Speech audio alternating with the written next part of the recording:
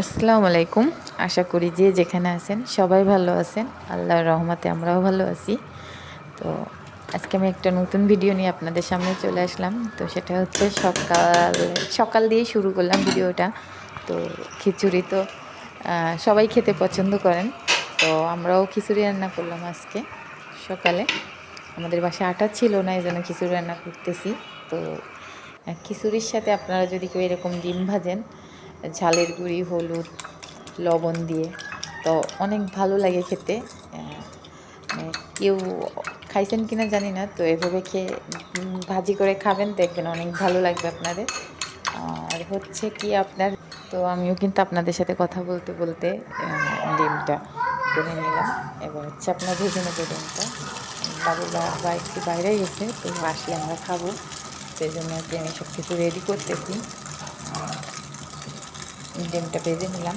তো হচ্ছে গিয়ে যে নজরটার কথা আমি আপনাদের বলতেছি, বদ নজর, সেটা হচ্ছে গিয়ে যে আমার গাছ, লাউ গাছটা আছে, সেটা তো মনে করেন হচ্ছে আপনার মানে এখনও গাছটা উপরে উঠেনি, কিন্তু হচ্ছে গিয়ে দুইটা ছোট ছোট লাউ ধরছে। তো আমি, বাবুর বাবা, তারপর আমাদের ফ্ল্যাটের লোকজন, সবাই আমরা বলতেছি যে খুব ভালো হয়েছে। কেউ বলতেছে যে দেখে পরানটা বোঝা যাচ্ছে যে একটু গাছে লাউ ধরতেছে। তো আমরা দুই বেলাই সকাল দুপুর দেখতে থাকি, মানে যে শুধু এটা দেখতেই থাকি যে কেমন হলো, কী করলো। এই কারণে এখন আমার গাছ মানে লাউটা দেখতেছি মানে 1-2 সপ্তাহ ধরে যেমন তেমনই আছে, না বড় হচ্ছে না না কিছু হচ্ছে। তো নজর জিনিসটাই এমন হয়তো পারে, আমাদের নজরটাই লেগে গেল। তো মানে আমরা এত মানে দেখে এত ভালো লাগতেছে যে দুই বেলা মানে যে গাছের ওইখানে দাঁড়ায় গাছটা দেখতেছি আর বলতেছি যে খুব ভালো হয়েছে, খুব ভালো হয়েছে।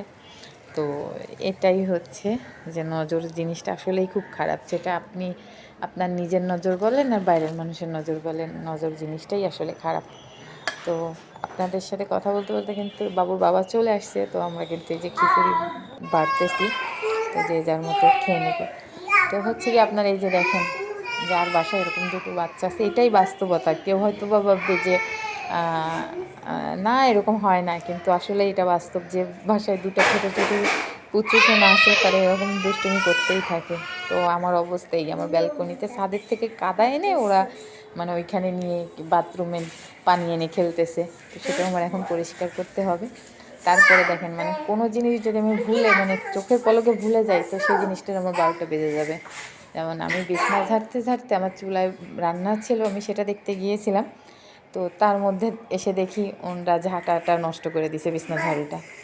তো এই হলো আমার অবস্থা। আমার দিনটা এইভাবেই যায়, সারা দিনটা মানে আমি নিজেই চিন্তা করি যে আমার কীভাবে দিন যাচ্ছে। সকাল মানে রাতটা চলে আসতেছে, আবার দিন হচ্ছে। তারপরেও তো অনেক মানুষের অনেক কিছু ইচ্ছা পূরণ করতে পারি না। আমার যে ছোটো বোনটা জামাগুলা দিছে আমার বানাইতে, সেটাও পারতেছি না ঠিকমতো তাকে দিতে। সকাল দুপুর খালি তার সাথে কথা হচ্ছে যে এখন না তখন, তখন না এখন। তো এই হলো ছোট ছোট 2টা বাচ্চার মার জীবন। তো যাই হোক, আপনাদের সাথে অনেক কথা বললাম। তো এই যে দেখেন আমার এই যে লাউ গাছটা, এই যে লাউটা দেখতেছেন, এটা ছিল আপনার ছোট লাউ। আর আরেকটা লাউ গাছ আপনাদেরকে আমি দেখাচ্ছি লাউয়ের, মানে সেটা হচ্ছে গিয়ে আপনার ধরে না বাবা, ছেড়ে না। এই যে এই লাউটা ছিল বড়, এটা আগে হয়েছিল তখন ওইটা কিন্তু অনেক ছোট। তো সেই লাউটা হচ্ছে গিয়ে আপনার বাড়তেছেই না। এটা যাও একটু বড় হয়েছিল, তো ওইটাও এখনো বড় হচ্ছে না। তো এটাই হচ্ছে নজর, হয়তো বা আমাদের নজরই লেগে গেছে। তো